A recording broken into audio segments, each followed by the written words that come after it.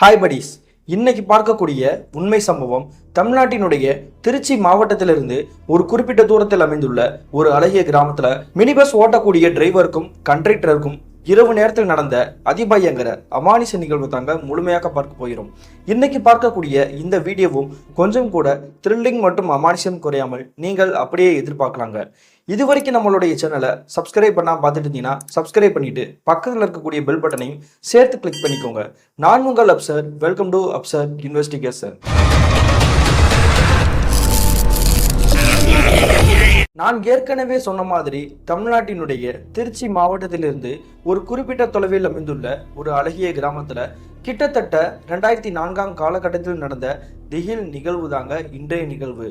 இந்த சம்பவத்தை நமக்கு மின்னஞ்சல் மூலியமாக ஷேர் பண்ணியது ஹரிஹரன் அப்படின்றவர் தாங்க. இது இவருக்கு நடந்துச்சான்னு பார்த்தீங்கன்னா இல்லைங்க, இவருடைய அப்பாவுக்கும் அவருடைய நண்பருக்கும் நடந்ததாங்க இந்த சம்பவம். அப்படி என்ன நடந்துச்சுன்னு பார்த்தீங்கன்னா, இந்த மின்னஞ்சலை ஷேர் பண்ணிய ஹரிஹரனுடைய அப்பா இருக்கார் இல்லையா, அவருடைய பேர் வந்து அருண்குமாருங்க. அவருடைய வேலை என்னன்னு பார்த்தீங்கன்னா, ஒரு தனியார் கம்பெனியில் மினி பஸ் ஓட்டக்கூடிய ஒரு டிரைவராக தாங்க வேலை பார்த்துட்டு இருந்திருக்கிறாரு.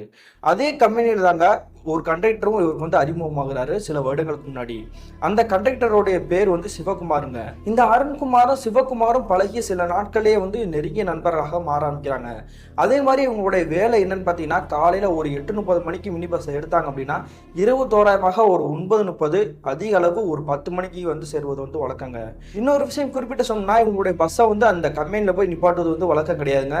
இவங்களுடைய கிராமம் இருக்கு இல்லையா, அதாவது இந்த அருண்குமாருடைய வீட்டுக்கு பக்கத்திலே தாங்க நிப்பாட்டுவது வந்து வழக்கம். அதே மாதிரி தாங்க தோராயமாக ஒரு நாள் என்ன பண்ணிக்கிறாங்கன்னா, காலையிலேயே ஒரு 8:30 மணிக்கெல்லாம் பஸ் எடுத்துக்கிட்டு அங்கே இருக்கக்கூடிய பயணிகள், உள்ளூர் மக்கள் இருக்காங்க இல்லையா, எல்லாருமே ஏற்றிக்கிட்டு பயணிகளை இறக்கக்கூடிய வேலையில தொடர்ந்து ஈடுபட்டு இருக்காங்க. அன்றைய இரவு தோராயமாக ஒரு 9:30 மணியை கடந்திருக்கும். அந்த சமயத்துல இந்த கண்டக்டர் மட்டும் டிரைவரை தவிர அந்த வண்டியில வந்து ஒரு குடும்பத்தினர் மட்டும் தாங்க ஒரு 4-5 பேர் உட்காந்துருக்காங்க. அவங்கள மட்டும் இறக்கி விட்டுட்டா நம்மளுடைய வீட்டுக்கே போய் பஸ்ஸை நிப்பாட்டி நம்ம சாப்பிட போயிடலாம் அப்படின்னு மட்டும் தாங்க முடிவு எடுத்துட்டு இருக்காங்க. அந்த சமயத்துல அந்த குடும்பத்தினர் வந்து அவங்களுடைய கிராமத்துல வந்து இறக்கி விட்டுட்டு பஸ்ஸை மூவ் பண்ணிட்டு கிளம்பி போயிட்டு இருந்திருக்காங்க. அப்படி கிளம்பி போயிட்டு இருக்கக்கூடிய பாதை எதுன்னு பார்த்தீங்கன்னா, ஒரு கிராமப்புற சாலை தாங்க. அந்த சாலையில போயிட்டு இருக்கும்போதே இவங்க வண்டி நிற்கக்கூடிய இடத்துல இருந்து ஒரு 100 மீட்டர் தள்ளி யாரோ ஒரு நபர் வந்துட்டு வண்டியை வந்து குழுக்காட்டுற மாதிரி தெரியுதுங்க. அதாவது லிஃப்ட் கேட்கற மாதிரி தெரியுது. உடனே இந்த கண்டக்டர் என்ன பண்றாருன்னா, அண்ணா வண்டியை கொஞ்சம் நிப்பாட்டுங்க, யாரோ ஒரு பேசஞ்சர் வந்து ஏறதுக்காக நிப்பாட்டுற மாதிரி தெரியுது, அதனால அவரை ஏற்றிட்டு போயிடுவோம் அப்படின்னு மாதிரி சொல்லியிருக்காங்க. உடனே இந்த டிரைவர் என்ன சொல்றாருன்னா, அதெல்லாம் வேணாம்டா, ஏற்கனவே வந்து ரொம்ப டைம் ஆயிடுச்சு, நம்ம பஸ் எடுத்துட்டு நம்மளுடைய வீட்டுக்கே கிளம்பி போயிடுவோம், இவரை வந்து நம்ம ஏற்றிட்டு போனோம் அப்படின்னா வந்து எங்கே போய் நிப்பாட்டுறதுன்னு தெரியல, அதனால அவர்கிட்ட கேட்டுட்டு கூட நம்ம ஏற்றுவோம் அப்படின்ற மாதிரி அவர் பக்கத்தில் நெருங்கி போகிறாங்க. அப்படி நெருங்கி போன பிறகு அந்த நபர்கிட்ட பேச்சு கொடுக்குறதுக்கு முன்னாடியே அவர் வந்து படிக்கட்டில் ஏறி பின்னாடி இருக்கக்கூடிய நடு சீட்டில் போய் உட்காந்துறாருங்க. உட்கார்ந்த பிறகு இந்த டிரைவர் வந்து கண்டக்டர் பார்த்து சத்தம் போடுறாரு. நான் தான் சொல்லிட்டே இருக்கேன்ல, அவர் பாட்டுக்கு ஏறி உட்காந்துருக்கிறாரு, ஒருவேளை குடிபோதையில கூட இருக்க வாய்ப்பு இருக்குது, பக்கத்துல போய் எங்க இறங்கணும் அப்படின்ற மாதிரி கேள்றா அப்படின்ற மாதிரி சொல்லியிருக்கிறாருங்க. உடனே இந்த கண்டக்டர் வந்து என்ன பண்ணிக்கிறாருன்னு பார்த்தீங்கன்னா, இந்த நடு சீட்ல உட்காந்துருக்காரு இல்லையா, அந்த நபர்கிட்ட போய் பேச்சு கொடுக்க ஆரம்பிச்சிருக்கிறாரு. எந்த ஊர்ல உங்களை வந்து இறக்கி விடணும், ஏன்னா இன்னும் ஒரு கிராமம் தள்ளி எங்களுடைய கிராமம் வந்துடும், அதை மீறி வந்து பஸ் போகாதுன்னா அப்படின்ற மாதிரி தாங்க சொல்லியிருக்கிறாரு. அப்படி சொல்லும் பொழுது அங்கே உட்காந்துருக்கக்கூடிய அந்த நபர் வந்து எந்த ஒரு பதிலுமே சொல்லாம உண்மைன்னு சைலண்டா இருந்திருக்கிறாருங்க. அது மட்டும் இல்லாம ஏதோ கண்கள் பூரா செவக்க முறைச்சபடி தாங்க உட்காந்துருக்கிறாரு. இந்த காட்சியை பார்த்த டிரைவருக்கும் கோவம் வந்துருச்சு. இதுக்காண்டி தாண்டா நான் வண்டியை நிப்பாட்டக்கே யோசிச்சேன், சரி நம்ம போகிற இடத்துக்கு போவோம், நம்ம இறக்கக்கூடிய இடத்துல வண்டியை வந்து நிப்பாட்டி நம்ம ஓட்டுக்கு இறங்கி நம்மளுடைய வீட்டுக்கு போயிடுவோம், இந்த ஆள் வந்து நடுராத்திரில இறங்கி எங்கே போய் யார்கிட்ட அடி வாங்க போனாலும் பரவாயில்ல, அது அவருடைய இஷ்டம் அப்படின்ற மாதிரி தாங்க வண்டியை மூவ் பண்ணிட்டு போயிட்டு இருந்திருக்காங்க. அப்படி வண்டியை மூவ் பண்ணி கிட்டத்தட்ட ஒரு 1/2 கிலோமீட்டர் கடந்து போயிருந்திருக்கோம். அந்த சமயத்தில் இவங்களுக்கு வந்து பேரெதிர்ச்சி. என்ன நடந்திருக்குன்னு பார்த்தீங்கன்னா, வண்டியில் வந்து திடுன்னு ஓடக்கூடிய ஒரு சத்தம் வந்து கேட்குதுங்க. சத்தம் கேட்ட அடுத்த நிமிஷமே வந்து கண்டக்டர் என்ன பண்ணுறாருன்னா, டக்குன்னு பின்னாடி திரும்பி பார்த்துருக்காரு. திரும்பி பார்த்த உடனே அவர் வந்து நடுங்கி போயிட்டாருங்க. என்ன காரணம் பார்த்தீங்கன்னா, அந்த நடு சீட்டில் வந்து ஒரு மர்ம நபர் வந்து உட்காந்துட்டார் இல்லையா, அந்த நபர் அந்த இடத்துலயே காணாங்க. உடனே டிரைவரை பார்த்து சொல்லியிருக்கிறாரு, ஆனா பின்னாடி உட்காந்துருந்தா அந்த நபர் ஆளை காணாம்னா என்ன பண்றதுன்னு தெரியல அப்படின்ற மாதிரி தாங்க பயத்தோட சொல்லிக்கிறாரு.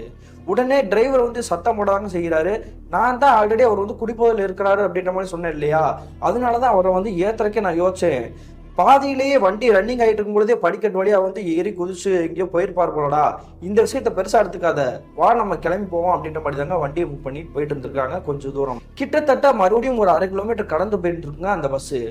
அந்த சமயத்துல எதர்ச்சியாக திரும்பி பார்த்துட்டு இருந்த அந்த கண்டக்டர் இருக்காரு இல்லையா, ஒரு காட்சியை பார்த்துட்டு மிரண்டு போயிட்டாரு. என்ன நடந்திருக்குன்னு பாத்தீங்கன்னா, பின்னாடி ஒரு மர்ம நபர் வந்து உட்காந்துருந்தாரு இல்லையா, அவர் ஆல்ரெடி கீழே இறங்கி போயிட்டார் அப்படின்ற மாதிரி தான் நினைச்சிட்டு இருக்காங்க.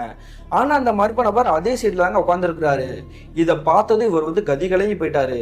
உடனே பக்கத்துல இருக்கக்கூடிய இவருடைய நண்பரான டிரைவர் கூப்பிட்டு சொல்லிட்டு இருக்கிறாரு, ஆனா நடுவில் உட்காந்துருந்த அந்த நபர் வந்து கீழே இறங்கி போன மாதிரி தான் நம்ம நினைச்சோம், ஆனா அவர் அதே இடத்துல உட்காந்துருக்காரு அப்படின்ற மாதிரி தாங்க சொல்லியிருக்கிறாரு இந்த கண்டக்டர். உடனே டிரைவர் அவர் கிட்ட போய் நீ வந்து விசாரிடா, முதல்ல அவர் வந்து கீழே இறக்கி விடு அப்படின்ற மாதிரி சொல்லியிருக்கிறாருங்க. உடனே இவர் வந்து என்ன பண்ணிக்கிறாருன்னா, இங்க உட்காந்துருக்கக்கூடிய நபர் பக்கத்துலேயே நெருங்கி போயிட்டாரு. யாருன்னா நீ பாட்டுக்கு இந்நேரத்துல இருந்து என்னென்னமோ பண்ணிட்டு இருக்கிற, கீழே இறங்கி போன மாதிரி தெரிஞ்சு அங்கங்க சுற்றி பார்த்து நீ ஆளே காணா, மறுபடியும் எப்படி நீ இந்த சீட்டுக்கு வந்து உட்காந்துருக்க அப்படின்ற மாதிரி கேட்கிறாருங்க. கேட்ட உடனே அந்த நபர் சொல்லக்கூடிய விஷயத்தை கேட்டு இவருக்கு வந்து பேரெதிர்ச்சி. கொஞ்சம் வந்து கண்ணா சந்துட்டேன், அதனால சீட்டுக்கு கீழே உட்காந்து தூங்கிட்டு இருந்தேன், நீங்க அதை யாரும் கவனிக்காம இருக்கீங்க, அதுக்கு நான் என்ன பண்ண முடியும் அப்படின்ற மாதிரி தாங்க கொஞ்சம் அடாவடியா பேசிட்டு இருக்கிறாரு. இதை கேட்டுட்டு இந்த கண்டக்டருக்கு வந்து ஒண்ணுமே புரியல. சரி நாங்க வண்டி ஒரு ஓரமா நிப்பாட்டுறோம், நீங்க வந்து கீழே இறங்கி போங்க அப்படின்ற மாதிரி தாங்க சொல்லிக்கிறாரு. ஆனா அதுக்கு எந்த ஒரு பதிலுமே சொல்லாம அந்த நபர் வந்து அதே இடத்துல தாங்க உட்காந்துருக்கிறாரு. உடனே டிரைவருக்கு கோபமே வந்துருச்சு. அந்த ஆளோட கையை பிடிச்சி வீல தரன்னு இழுத்து வெளியே தள்ளி விடுறா, இதுக்கு மேல நான் பொறுமையா இருக்க முடியாது அப்படின்ற மாதிரி தாங்க சொல்லிக்கிறாரு. உடனே கண்டக்டர் என்ன பண்றாருன்னா, அந்த நபர் வந்து கையை பிடிச்சிட்டு வலுக்கட்டாம இழுத்து வெளியே தள்ளலான்னு ட்ரை பண்றாருங்க. ஆனா அவரை வந்து ஒரு புடி கூட பிடிச்சி இழுக்க முடியலங்க. அந்த அளவுக்கு வந்து பயங்கரமா ஒரு கம்பீரமா இருக்க மாதிரி தாங்க அந்த நபர் வந்து அதே இடத்துல உட்காந்துருக்கிறாரு. என்னது இவ்வளவு இழுன்னு இழுக்கிறோம், அந்த நபர் வந்து கொஞ்சம் கூட நம்ம அசைக்கவே முடியல அப்படின்ற மாதிரி தாங்க மிரண்டு போயிட்டாரு. சரி இவரை வந்து நம்ம எதுக்கு கேள்வி கேட்டுக்கிட்டு, எப்படியாவது வண்டி நிக்கக்கூடிய இடத்துல வந்து நின்றுதானே ஆகும், அந்த இடத்துல அந்த நபர் வந்து இறங்கி போய்க்கட்டும் அப்படின்ற மாதிரி இந்த கண்டக்டரும் அந்த டிரைவர் இருக்காரு இல்லையா, அந்த சீட்டுக்கு ஆப்போசிட் சீட்லயே வந்து உட்காந்துருக்காருங்க. இந்த சம்பவத்துக்கு பிறகு கிட்டத்தட்ட 1 கிலோமீட்டர் கடந்து போயிருக்குங்க அந்த பஸ். அந்த சமயத்துல இந்த கண்டக்டர் டிரைவர் வந்து முன்னோக்கி தாங்க பார்த்துட்டு இருக்காங்க, பின்னாடி இருக்கக்கூடிய எந்த ஒரு விஷயத்தையும் வந்து கவனிக்கவே இல்லை. அந்த சமயத்துல திடீர்னு வந்து பேர்தேர்ச்சியில உடஞ்சு போன மாதிரி இந்த டிரைவர் இருக்கார் இல்லையா, சடனா பிரேக் போடுறாரு. உடனே கண்டக்டர் பார்த்துட்டு என்னன்னா ஏன் திடீர்னு பிரேக் போட்டீங்க அப்படின்ற மாதிரி கேட்டிருக்காங்க. கேட்ட உடனே இந்த டிரைவர் இருக்கார் இல்லையா, அவர் என்ன சொல்றாருன்னா பின்னாடி திரும்பி பாடுறா அப்படின்ற மாதிரி சொல்லியிருக்காருங்க. அப்படி சொன்ன அடுத்த நிமிஷமே இந்த கண்டக்டர் வந்து டக்குன்னு திரும்பி பார்த்துருக்காருங்க. அந்த பின்னாடி உட்காந்துருக்கக்கூடிய அந்த நபர் ஆளையே காணா. என்னடா ஒரே மர்மமா இருக்குது, இவ்வளவு நேரம் அந்த பஸ்ல உட்காந்துருந்தாரு, மறுபடியும் எங்க போனாரு அப்படின்ற மாதிரி தாங்க 2 பேரும் வந்து மொழி பிதுங்கி நின்றுட்டு இருந்திருக்காங்க. அந்த சமயத்துல இதை பத்தி நம்ம வந்து பெருசா எடுத்துக்க வேணாம், நம்ம வண்டி எடுத்துட்டு மறுபடியும் கிளம்புவோம் அப்படின்ற மாதிரி கொஞ்சம் தூரம் தாங்க கடந்து போயிருந்திருப்பாங்க. மறுபடியும் இந்த டிரைவர் வந்து என்ன பண்ணிக்கிறாருன்னா பிரேக்கை சட்டனா போட்டுக்கிறாரு. என்னன்னா ஆச்சு அப்படின்னு கேட்கும் பொழுது இவர் வந்து ஒரு விஷயத்த சொல்றாருங்க. இந்த விஷயத்த கேட்டு இவருக்கு தூக்கி வாரி போட்டுருக்குது. என்ன நடந்திருக்குன்னு பாத்தீங்கன்னா, இந்த டிரைவர் சீட்ல உட்காந்துருக்காரு இல்லையா, அதுக்கு பின்னாடி இருக்கக்கூடிய சீட்ல தாங்க அந்த மர்ம நபர் வந்து உட்காந்துருக்கிறாரு. அது வந்து கண்ணாடி வழியாக இவர் பார்த்துட்டாரு போலங்க. அதை பார்த்து தான் மிரண்டு போய் பிரேக் போட்டுருக்காரு. டக்குன்னு திரும்பி பாக்குறாருங்க, அந்த நபர் அதே இடத்துல இருந்திருக்கிறாரு. யோ யாரையா நீ, நானும் அப்ப இருந்து பார்த்துட்டு இருக்கிறேன், என்ன விளையாட்டு காமிச்சிட்டு இருக்கியா, நீ பயமுறுத்துறேன்னா நாங்க பயந்து போயிருவோம்னு நினைச்சியா, கலெக்ஷன் பண்ணக்கூடிய காசு எல்லாமே வந்து நாங்கள் ஆல்ரெடி வந்துட்டு ஒழிச்சு வச்சுட்டோம், நீ வந்து என்ன தேடி எங்கே வந்து எங்களை வந்து பயமுறுத்தினாலுமே அந்த காசை வந்து உங்ககிட்ட கொடுக்க முடியாது அப்படின்ற மாதிரி தாங்க அவர் திருடன் நினச்சிட்டு பேசிட்டு இருந்திருக்காங்க. அந்த சமயத்துலையுமே அந்த மர்ம நபர் வந்து எந்த ஒரு பதிலுமே சொல்லாமல் உருண்டு தாங்க இருந்திருக்கிறாரு. என்னடா பெரிய பம்பா போச்சு, இந்த மாதிரி இந்த இரவுல வந்து இப்படி மாட்டிக்கிட்டோமே அப்படின்ற மாதிரி நினச்சிக்கிட்டு இந்த இருவரும் வந்து அந்த பஸ்ஸை ஓட்டிட்டு கொஞ்சம் தூரம் தாங்க போயிருப்பாங்க. அப்படி போயிட்டு இருக்கும்போதே வாழ்க்கையிலே மறக்கவே முடியாத ஒரு காட்சி அந்த நேரத்திலே நடக்குதுங்க. என்ன நடந்திருக்குன்னு பார்த்தீங்கன்னா, அந்த மினி பஸ் டிரைவர் போயிட்டு இருக்காரு இல்லையா, சாலையோட நடுப்பகுதியிலங்க ஒரு மர்ம நபர் வந்து டக்குன்னு வந்து கிராஸ் ஆகுறாருங்க. கிராஸ் ஆன அடுத்த நிமிஷமே அந்த நிற்கக்கூடிய அந்த நபரை வந்து அடிச்சு தூக்கி இருக்கிறாருங்க அந்த மினி பஸ்காரரு. அடிச்சு தூக்குன அடுத்த செகண்டே வந்து கண்ட்ரோல் இல்லாமல் வண்டி எடுத்துட்டு ஒரு மரத்து மேலே போய் சாத்திட்டு இருக்கிறாரு. சாத்தின உடனே வந்து இந்த பஸ் டிரைவருக்கு வந்து பயங்கரமா கை கால் உடம்பு எல்லாமே வந்து ரொம்ப அடிபட்டிருக்கும் போல. ஆனா பக்கத்துல இருக்கக்கூடிய கண்டக்டருக்கு வந்து ஓரளவுக்கு வந்து அடியோட வந்து தப்பிச்சுட்டு இருக்கிறாருங்க. அந்த சமயத்துல அந்த கண்டக்டர் வந்துட்டு அந்த பஸ் டிரைவர் கிட்ட வந்து கேட்க ஆரம்பிக்கிறாரு, என்னாச்சுன்னா நல்லா தானே போயிட்டு இருந்தீங்க, என்ன பிரச்சனை அப்படின்னு கேட்கும் பொழுது அவர் விஷயத்த வந்து சொல்றாருங்க. அப்படி என்ன சொல்லியிருக்காருன்னு பார்த்தீங்கன்னா, பஸ்ல போயிட்டு இருக்கும்பொழுது இந்த மர்ம நபர் ஒருத்தர் வந்து நடுவில் வந்து கிராஸ் ஆகி போனார் இல்லையா, அவர் வேற யாரும் கிடையாதுடா, பஸ்ஸுக்குள்ள இவ்வளவு நேரம் உட்காந்துன்னா அதே மர்ம நபர் தான்டா அப்படின்ற மாதிரி சொல்லியிருக்காருங்க. இதை கேட்டுட்டு கண்டக்டருக்கு தூக்கி வாரி போட்டிருக்குது. அதுக்கு பிறகுதாங்க இவங்களுக்கு அடிபட்டதை எல்லாத்தையுமே வந்து நோட் பண்ணியிருக்கிறாரு. உடனே கண்டக்டர் வந்து கை கால் உடம்பு எல்லாம் வந்து பார்க்குறாருங்க, சின்ன சின்ன ஸ்கிராய்ப்பு காயங்கள் தான் இருந்திருக்குது. அதே மாதிரி அந்த டிரைவர் வந்து விட்டு பார்த்துருக்காருங்க, அவருடைய காலில் வந்து பலமாக அடிபட்டிருக்குங்க, ஒரு கால் வந்து பயங்கரமாக சிக்கிக்கிட்டு இருந்திருக்குது. அதுவும் மட்டும் இல்லாமல் அந்த பஸ் வந்து ஒரு மரத்தில் போய் சாத்தியிருக்காரு இல்லையா, முன்னாடி முகப்பு எல்லாமே உடைச்சு தெரிச்சிருக்குதுங்க, கண்ணாடி முதற்கொண்டு. அந்த சமயத்தில் நம்ம என்ன பண்றது அப்படின்ற மாதிரி தாங்க நினைச்சிட்டு இருக்காங்க. அப்படி நினைச்சிட்டு இருக்கும்போதே மறுபடியும் உங்களுக்கு வந்து பேரதிர்ச்சியா உண்டாக்கக்கூடிய நிகழ்வு அடுத்தடுத்து நடக்க ஆரம்பிச்சிச்சுங்க. என்ன நடந்திருக்குன்னு பாத்தீங்கன்னா, அந்த பஸ்ஸை சுத்தி யாரோ ஒரு நபர் வந்துட்டு அழுதுகிட்டே வந்துட்டு அங்கிட்டு இங்கிட்டு சுத்துற மாதிரி விகாரமான ஒரு சத்தம் கேட்டுக்குதுங்க. குறிப்பிட்டு சொல்லணும்னா, ஒரு நாயும் ஒரு மனிதனும் சேர்ந்துட்டு ஒவ்வொன்று ஒப்பாரி வைக்க மாதிரி அழுதா எப்படி இருந்திருக்கும், அந்த மாதிரி தாங்க வித்தியாசமான சத்தம் வந்து தொடர்ந்து கேட்டுக்கிட்டு மட்டும் இல்லாம திட்டு திட்டுன்னு ஓடக்கூடிய சத்தமும் கேட்டுட்டு இருக்குது. அதே நேரத்திலேயே அந்த கண்டக்டருமே அந்த கரிய உருவத்தை வந்து கண் முன்னாடி பார்த்துருக்கிறாருங்க. அந்த நபர் மர்ம நபரா இருக்காரு இல்லையா, அவர் தாங்க ஒரு பக்கத்திலேயே நின்றுகிட்டு இருந்திருக்கிறாரு. பக்கத்துல நிற்கக்கூடிய அந்த நபர் வந்து நல்லா ஊத்து பாக்குறாருங்க. கருன்னு ஒரு கரிய உருவமா வந்து மாற ஆரம்பிச்சிருக்காருங்க. அவருடைய முகத்தோற்றத்தை இவரால வந்து முழுமையாக வந்து பார்க்கவே முடியல. அந்த அளவுக்கு கொடூரமாகவும் ஓரமாகவும் இருந்திருக்குது. இது எல்லாமே நடக்கக்கூடிய நிகழ்வு எல்லாமே வந்து இந்த பஸ்ஸுக்குள்ளாக நடந்துட்டு இருக்குது. அதே நிமிஷத்திலேயே வந்துட்டு இந்த கண்டக்டர் மற்றும் இந்த பஸ் டிரைவர் வந்து அப்படியே மயக்கம் போட்டு அதுக்குள்ளே விழுந்திருக்கிறாங்க. இந்த சம்பவம் நடந்து கிட்டத்தட்ட ஒரு 1/4 மணி நேரத்துக்கு பிறகுதாங்க அந்த கிராமப்புற வழியில வந்து ஒரு 2 வீலர் கார் போயிட்டு இருந்திருக்கிறாரு. அந்த நபர் இங்க நடந்திருக்கக்கூடிய ஆக்சிடென்ட்டை பார்த்துட்டு விஷயத்தை பூரா அங்கே கிராமத்தில் இருக்கக்கூடிய நபர்கள்ட்ட பூரா சொல்லியிருக்கிறாங்க. சொன்ன பிறகு ஒரு ஆம்புலன்ஸ் அரேஞ்ச் பண்ணி இந்த இடத்துக்கே வந்துட்டு இந்த 2 நபர்களையும் வந்து தூக்கிட்டு போட்டுட்டு பக்கத்தில் இருக்கக்கூடிய ஒரு மருத்துவமனையில வந்து சேர்த்துருக்காங்க. அப்படி மருத்துவமனையில் சேர்த்துட்டு விடிய விடிய உங்களுடைய குடும்பத்தினர் அனைவருமே போயிட்டாங்க. அதாவது இந்த மின்னஞ்சலை ஷேர் பண்ணிய நபர் இருக்கார் இல்லையா, ஹரிகரன், அவருடைய அப்பாவான அருண்குமார் தாங்க ரொம்ப சீரியஸான கண்டிஷன்ல இருந்திருக்கிறாரு. மறுநாள் காலையில் விடிஞ்ச பிறகு அந்த தனியார் பேருந்தோடைய உரிமையாளரே வந்துட்டு இந்த மருத்துவமனைக்கு வந்திருக்கிறாரு. வந்த பிறகு பார்த்து பேசலாமான்னு நினைக்கிறாருங்க. ஆனா அந்த கண்டக்டர் மட்டும் தான் நல்லபடியா வந்திருக்கிறாரு. அந்த பஸ் டிரைவரை பொறுத்த வரைக்கும் கொஞ்சம் சீரியஸா இருக்கிறாரு. அதனால அவர்கிட்ட எதுவுமே பேச முடியாது அப்படின்ற மாதிரி சொல்லியிருக்கிறாங்க. அதே மாதிரி கிட்டத்தட்ட ஒரு 3 நாட்களுக்கு பிறகு தாங்க அவரு கண்ணே முழிக்கிறாரு. அப்படி அந்த பஸ் டிரைவர் வந்து கண்ணை முழிச்ச பிறகு வந்து இந்த கண்டக்டர் உள்பட அந்த டிரைவர்கிட்டையும் இந்த உரிமையாளர் வந்து விசாரிக்க ஆரம்பிக்கிறாரு. அப்படி விசாரிக்கும் பொழுது இந்த இருவர் சொல்லக்கூடிய விஷயத்தை கேட்டு அவர் வந்து கிண்டல் தாங்க அடிக்கிறாரு. என்னடா உளறிட்டு இருக்க, இத்தனை நாளா நீ வந்து வண்டியை நல்லா தானே ஓட்டிட்டு இருந்த, இது வரைக்கும் இந்த மாதிரி ஒரு பிரச்சனை நடந்ததே கிடையாது, தூக்க கலர்ச்சியில வந்து நீ வந்து வண்டி ஓட்டிருப்ப, அதை விட்டு பேய் பிசாசு அப்படின்ற மாதிரி வந்து அடிச்சு விடாதரா அப்படின்ற மாதிரி தாங்க கிண்டல் பண்ணிட்டு இருக்கிறாரு. அதே மாதிரி இந்த உரிமையாளர் வந்து ரொம்ப அன்பான ஒரு நபர் தாங்க. அதனால என்ன பண்ணிக்கிறாருன்னா, கிட்டத்தட்ட ஒரு மாத காலகட்டங்கள் வந்து நீ வரவே வேணாம்டா அப்படின்ற மாதிரி தாங்க சொல்லியிருக்கிறாரு. அதே சமயத்தில் அவருக்கு சிகிச்சை அளிக்கக்கூடிய மருத்துவர்கிட்ட கேட்கும் பொழுது 1 மாதம் கிடையாது, இன்னும் ஒரு 2 மாதங்கள் வந்து அவர் வந்து வீட்டில் ரெஸ்ட் எடுத்தாகணும். ரெஸ்ட் எடுக்கல அப்படின்னா வந்து அவருடைய கால் வந்து ஆல்ரெடி வந்து ரொம்ப அடிபட்டு இருக்குது, உடஞ்சு போறதுக்கு கூட வந்து வாய்ப்பு இருக்குது. அதனால வந்து அந்த மூட்டுகளை வந்து ஜாயின் பண்ண முடியாது அப்படின்ற மாதிரி தாங்க அதிர்ச்சிகரமான ஒரு விஷயத்த சொல்லியிருக்கிறாங்க. அந்த நிகழ்வுக்கு பிறகு இந்த மருத்துவர்கள் சொல்லக்கூடிய விஷயத்தை கேட்டுட்டு இந்த உரிமையாளர் வந்து என்ன பண்ணிக்கிறாங்கன்னா, கிட்டத்தட்ட ஒரு 2 மாசம் வந்து நீ ரெஸ்ட் எடுத்துக்கோ, அதுவரை இந்த கண்டக்டர் இருக்கார் இல்லையா, அவர் வந்து சரியானோன்னு வேற ஒரு பஸ் டிரைவரோட வந்து நான் ஜாயின் பண்ணி விடுறேன், அந்த பஸ்ஸுமே ரொம்ப டேமேஜ் ஆயிருக்குது, அதுக்கு உண்டான செலவு வந்து நானே பார்த்துக்கிறேன்டா, எல்லாமே வந்து நீ நினைச்சு கவலைப்படாத, உனக்கு முழுமையா குணமான பிறகு வந்து நீ வந்து வேலைக்கு ஜாயின் பண்ணிக்கலாம் அப்படின்ற மாதிரி தாங்க சொல்லிட்டு இந்த உரிமையாளர் வந்து அவருடைய வீட்டுக்கே கிளம்பி போறாரு. அதே மாதிரி கிட்டத்தட்ட 1 வார காலகட்டத்திற்கு பிறகு அந்த கண்டக்டருமே அந்த உரிமையாளர் போய் பார்த்து பேசியிருக்கிறாருங்க. நாங்க சொல்ற எல்லாமே உண்மைதான், நீங்க நம்பினா நம்புங்க அப்படின்னு மட்டும் தாங்க பேசியிருக்கிறாரு. அதன் பிறகுமே அந்த உரிமையாளர் வந்து இந்த விஷயத்த வந்து கொஞ்சம் கூட ஏத்துக்க மனசே இல்லை. அதே மாதிரி வேற ஒரு பஸ் அவர்கிட்ட ஆல்ரெடி இருக்குதுங்க. அந்த பஸ்ஸுக்கு வந்து ஆல்ரெடி ஒரு டிரைவர் இருந்திருக்காங்க. அந்த டிரைவர் கிட்ட தாங்க இந்த கண்டக்டர் வந்து ஜாயின் பண்ணி விட்டுருக்காங்க. அப்படி ஜாயின் பண்ணி விட்ட பிறகு கிட்டத்தட்ட 1 வார காலகட்டங்களாக வந்து அந்த பஸ்ஸில் தாங்க ஒரு கண்டக்டராக வேலை பார்த்துட்டு இருந்திருக்கிறாரு. அப்படி வேலை போயிட்டு இருக்கும் பொழுதே கிட்டத்தட்ட ஒரு 2 வார காலகட்டங்கள் கடந்திருக்கும். அந்த சமயம் வரைக்கும் அவர் வேற ஒரு பஸ்ல தானே டிராவல் பண்ணிட்டு இருக்கிறாரு. அதனால அவருக்கு எந்த ஒரு பிரச்சனையும் பாதிப்பும் இல்லாம நிம்மதியாக தான் இருந்திருக்காங்க. ஆனா அதுக்கு பிறகு ஏற்கனவே இந்த விபத்தான அந்த பேருந்து இருக்கு இல்லையா, அதை வந்து முழுமையாக வந்து சரி பண்ணிட்டாங்க.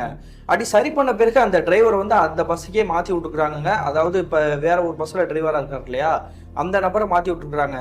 அதே மாதிரி இந்த கண்டக்டருமே இந்த சிவகுமார் அப்படின்றவருமே வந்து இந்த பஸ்ஸுக்கு தாங்க மாற்றி விட்டுருக்குறாங்க. இந்த பஸ்ஸுக்கு மாறினிலிருந்து அவர் வந்து பயத்தில் தாங்க நடிக்கிட்டு இருந்திருக்கிறாரு. இவருக்கு வந்து ஆல்ரெடி அந்த கரி உருவத்தை வந்து கண்களால் பார்த்துருக்காரு இல்லையா, ஆனால் இந்த விஷயத்தை வந்து யார்கிட்ட சொன்னாலுமே வந்து நம்புறதே கிடையாதுங்க. இருந்தாலும் பரவாயில்ல, நம்மளுடைய வேலை போயிடும், நம்ம வேலையை பார்க்கணும் அப்படின்ற மாதிரி தாங்க முடிவு எடுத்து ஒரு பயத்தை பூரா மனசுல வச்சுக்கிட்டு அந்த பஸ்ஸில் வந்து வேலை பார்த்துட்டு இருந்திருக்கிறாரு. அதே மாதிரி ஒரு நாள் தோராயமாக இரவு ஒரு 9:30 மணி இருந்திருக்கும். அந்த சமயத்தில் ட்ரிப் எல்லாமே முடிச்சுட்டு உங்களுடைய கிராமத்துக்கு கிளம்பி வந்துட்டு இருக்கிறாங்க இந்த டிரைவர் மற்றும் கண்டக்டரும். அந்த சமயத்தில் அந்த டிரைவர் வந்து ஏற்கனவே நடந்த விபத்து மற்றும் நீ சொன்ன விஷயங்கள் எல்லாமே வந்து உண்மையா அப்படின்ற மாதிரி தாங்க கிண்டலா வந்து விசாரிச்சுட்டு இருக்கிறாரு. அப்படி விசாரிச்சுட்டே இருக்கும்பொழுது இந்த கண்டக்டருக்கு வந்து கோபமே வந்துருக்குது. நான் சொல்றது எதுவுமே பொய் கிடையாது, வேணும்னா ஆஸ்பத்திரியில வந்து அட்மிட் ஆயிருக்காருல்ல, அவர் இன்னும் ஆஸ்பத்திரியில தான் இருக்கிறாரு, அவரை போய் நீ வந்து பார்த்து விசாரிச்சுட்டு வா, அதுக்கு பிறகு வந்து நீ என்கிட்ட வந்து உண்மையா பொய்யா அப்படின்ற மாதிரி வந்து கிண்டல் பண்ணு அப்படின்ற மாதிரி தாங்க கோபத்தோட பேசிக்கிட்டாரு. உடனே டிரைவர் வந்து அவர் கோவப்படுறத புரிஞ்சுக்கிட்டு சேர்றா நான் ஒன்னும் உன்னை வந்து கிண்டல் பண்ணலடா, இந்த மாதிரி விஷயங்கள நான் வந்து ஒரு தடவை கூட வாழ்நாளில் பார்த்ததே கிடையாது, நீ தான் புதுசா சொல்லிட்டு இருக்க அப்படின்ற மாதிரி தாங்க சொல்லிக்கிறாரு. உடனே இவருடைய முகத்தோற்றம் எல்லாமே வந்து ஒரு குப்புன்னு வேர்த்துட்டு ஒரு மாதிரியா மாற ஆரம்பிச்சிருக்குது. என்னடா ஆச்சு, ஏன்டா உன்னுடைய முகம் வந்து வேர்த்துட்டு இருக்கு அப்படின்னு கேட்கும் பொழுது இந்த கண்டக்டர் சொல்லக்கூடிய விஷயத்தை கேட்டுட்டு அந்த பஸ் டிரைவருக்கு தூக்கி வாரி போட்டுருக்குங்க. அப்படி என்ன சொல்லிக்காரு பார்த்தீங்கன்னா, பின்னாடி திரும்பி பாருங்க அப்படின்ற மாதிரி தாங்க சொல்லிக்கிறாரு. ஏற்கனவே ஒரு சில நாட்களுக்கு முன்னாடி அந்த டிரைவர் வந்து பின்னாடி திரும்பி பாருங்க அப்படின்ற மாதிரி கண்டக்டரை கூப்பிட்டாரு. ஆனா இந்த முறை இந்த கண்டக்டர் வந்து என்ன பண்ணிக்கிறாருன்னா, பின்னாடி திரும்பி பாருங்க அப்படின்ற மாதிரி டிரைவர் கிட்ட சொல்லிக்கிறாருங்க.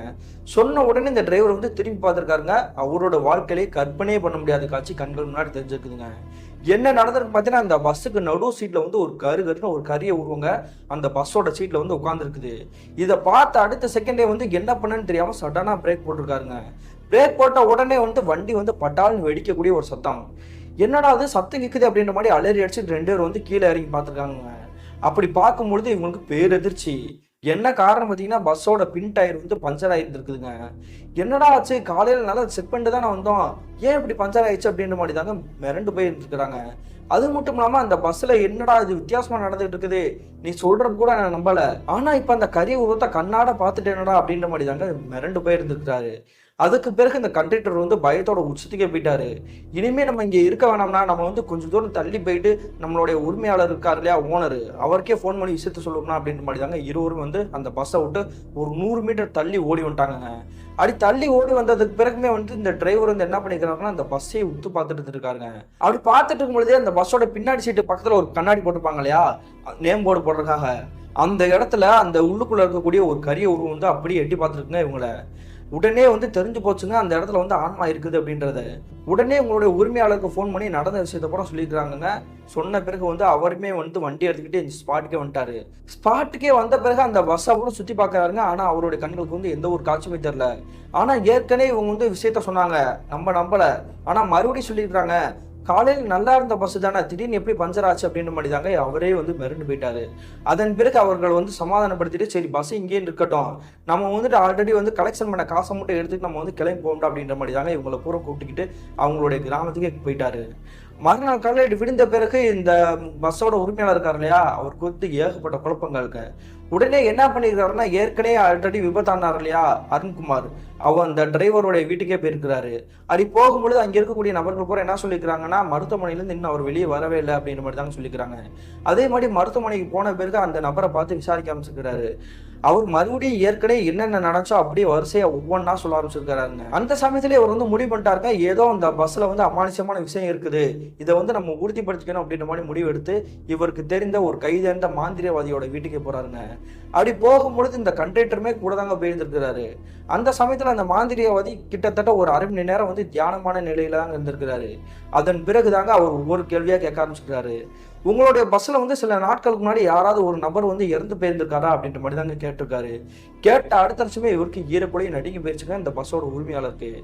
என்ன நடந்திருக்குன்னு பார்த்தீங்கன்னா, இவருக்கே ஏற்கனவே இந்த பஸ்ஸில் வந்து இறந்து போன நபரை பற்றி நல்லாவே தெரியுங்க.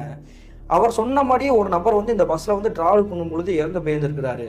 உடனே இந்த மாந்திரியவாதியை பார்த்துட்டு என்ன சொல்றாருன்னா, ஆமா சாமி, நீங்க சொல்றது வந்து உண்மைதான், என்னுடைய பஸ்ல வந்து சில நாட்களுக்கு முன்னாடி யாரோ ஒரு பேசஞ்சர் வந்து ஏறின அந்த நபர் வந்து இறந்து போயிட்டாரு அப்படின்ற மாதிரி தாங்க சொல்லிக்கிறாரு. அதன் பிறகு தாங்க அந்த மாந்திரியவாதி நடந்த விஷயத்தை கூட அப்படியே சொல்ல ஆரம்பிச்சிருக்கிறாரு. அந்த இறந்து போன அந்த மறுமண இருக்கார் இல்லையா, அவருடைய ஆன்மா தான் அவங்களுடைய பஸ்ஸை சுத்தி இருக்குது, அதனாலதான் இந்த மாதிரி ஒரு அசம்பாவிதத்தை ஏற்படுத்திக்கிட்டு இருக்குது அப்படின்ற மாதிரி தாங்க சொல்லிக்கிறாரு. இதை கேட்டுட்டு இவங்க இருவருக்குமே வந்து கொலையே நடுங்கி போயிருச்சு. அந்த மாந்திரியவாதி கிட்ட அந்த ஆன்மா யாரு, ஏன் எங்களை வந்து தொந்தரவு பண்ணிட்டு இருக்கு அப்படின்னு கேட்கும் பொழுது அந்த மாந்திரியவாதி ஆல்ரெடி தியானம் பண்ணி தான் இருந்திருக்காரு, அதனால அவருக்கு வந்து எல்லா விஷயமே தெரிஞ்சிருக்குதுங்க. உடனே ஒவ்வொரு விஷயமும் சொல்ல ஆரம்பிச்சிருக்கிறாரு. சில நாட்களுக்கு முன்னாடி உங்களுடைய பஸ்ல வந்து ஒரு நபர் வந்து டிராவல் பண்றதுக்காக ஏறி இருக்காரு இல்லையா, அந்த நபர் வந்து ஒரு திருடனாங்க. அந்த திருடன் வந்து இந்த சுத்தி இருக்கக்கூடிய கிராமத்துல ஏதோ ஒரு கிராமத்தை சேர்ந்த ஒரு நபர் தாங்க. அவருடைய வேலையை வந்து திருடக்கூடிய ஒரு வேலை தாங்க. அந்த சமயத்தில் அவர் வந்து என்ன பண்ணிக்கிறாரு பார்த்தீங்கன்னா, ஒரு குறிப்பிட்ட கிராமத்தில் வந்து திருடுறதுக்காக இரவு நேரத்தில் வந்து குதிச்சிருக்கிறாருங்க. அவர் குதிச்சிருக்கக்கூடிய வீடு வந்து ஒரு பெரிய வீட்டுக்காரங்களுடைய வீடு தாங்க. வசதியாக இருக்கக்கூடிய நபர்களுடைய வீடு தான். அந்த சமயத்தில் அங்கே இருக்கக்கூடிய நபர்கள் பூரா இவர் வந்து கட்டி போட்டு அடிச்சிருக்காங்க. கட்டி போட்டு அடிச்சுட்டு மறுநாள் காலையில் அவருக்கு வந்து சாப்பாடு போட்டு அனுப்பிச்சி வச்சிருக்காங்கங்க.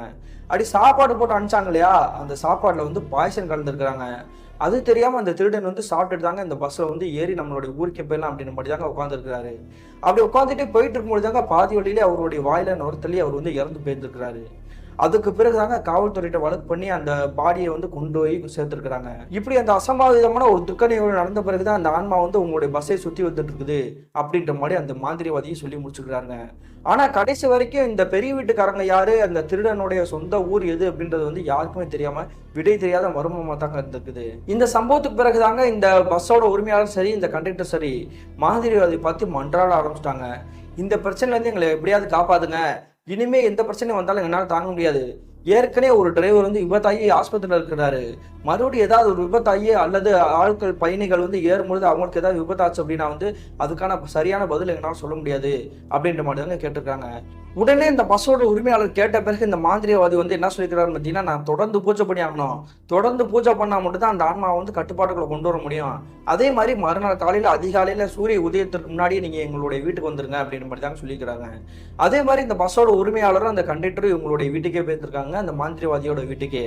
அப்படி போன பிறகு தொடர்ந்து அந்த பூஜை பண்ணிட்டு இருந்திருக்காருங்க இந்த மாந்திரியவாதி. அப்படி பூஜை பண்ணிட்டு குங்குமம், எலுமிச்சம்பழம் எல்லாமே கலந்த மாதிரி ஒரு கலவை வந்து கையில் வந்து கொடுக்குறாருங்க. இதை வந்து ஒரு மஞ்சள் புடவை, பட்டு புடவை புது துணியிலேருந்து எடுத்து அதை வந்து முடிச்சு மாதிரி கட்டி அதை உங்களுடைய பஸ்ஸில் வந்து கட்டி விட்டுருங்க. அது மட்டும் இல்லாமல் நான் கொடுக்கக்கூடிய பூஜை போனஸ்காரங்கள் செஞ்சக்கூடிய அந்த பொருட்கள் பூரா இருக்கு இல்லையா, அது வந்து இந்த பஸ்ஸை வந்து யார் யார் வந்து ஓட்டியிருக்காங்களோ அவங்க எல்லாருடைய கையிலேயே அவங்களுடைய வீட்டில் வைக்கிற மாதிரி வந்து சொல்லிடுங்க. அதன் பிறகு அந்த ஆன்மாவால் எந்த ஒரு பிரச்சனையும் இருக்காது, அது முழுமையாக அழிஞ்சிரும் அப்படின்ற மாதிரி தாங்க அந்த மாந்திரிவாதி சொல்லி இவங்கள வழி அனுப்பிச்சிருக்கிறாரு. இந்த மாந்திரிவாதி சொன்ன மாதிரியே அந்த பஸ்ஸோட உரிமையாளர் எல்லா விஷயத்தையுமே அப்படியே நடத்தியிருக்கிறாருங்க. அதன் பிறகு அந்த மாந்திரிவாதி சொன்ன மாதிரியே அமானுஷத்தால பாதிப்பும் தாக்கம் இல்லாமல் நிம்மதியாக தாங்க வாழ்ந்துட்டு இருக்காங்க. அதே மாதிரி சில மாதங்களுக்கு பின்னாடி இந்த ஆல்ரெடி கால் அடிபட்டு அந்த அருண்குமார் அப்படின்ற டிரைவர் வந்து அடிபட்டு இருந்தார் இல்லையா, அவர் கால் குணமாகி மறுபடியும் இந்த பஸ்ஸோட உரிமையாளருடைய வேலைக்கே வந்து சேர்ந்திருக்கிறாருங்க. அதன் பிறகு அவருடைய வாழ்க்கையும் எந்த ஒரு பிரச்சனையும் இல்லாமல் தாங்க நிம்மதியாக போயிட்டு இருந்திருக்குது. கிட்டத்தட்ட 2004 காலகட்டத்தில் என்னுடைய அப்பாவுக்கும் அவருடைய நண்பருக்கும் இன்னொரு டிரைவருக்கும் நடந்த சம்பவம் தான் பிரதர். இந்த சம்பவத்தை உங்களுக்கு மின்னஞ்சலாம் ஷேர் பண்ணி முடிச்சிருக்கேன் அப்படின்னு மாதிரி தாங்க சொல்லிக்கிறாரு. இந்த சம்பவத்தை ஷேர் பண்ணி ஹரிஹரனுக்கு ஒரு நன்றி சொல்லிக்கிறாங்க. மீண்டும் இது போன்ற தரமான, திரளான, சுவாரஸ்யமான நிகழ்வுடன் உங்களை சந்திக்கும் வரை நான் உங்கள் அப்சர்.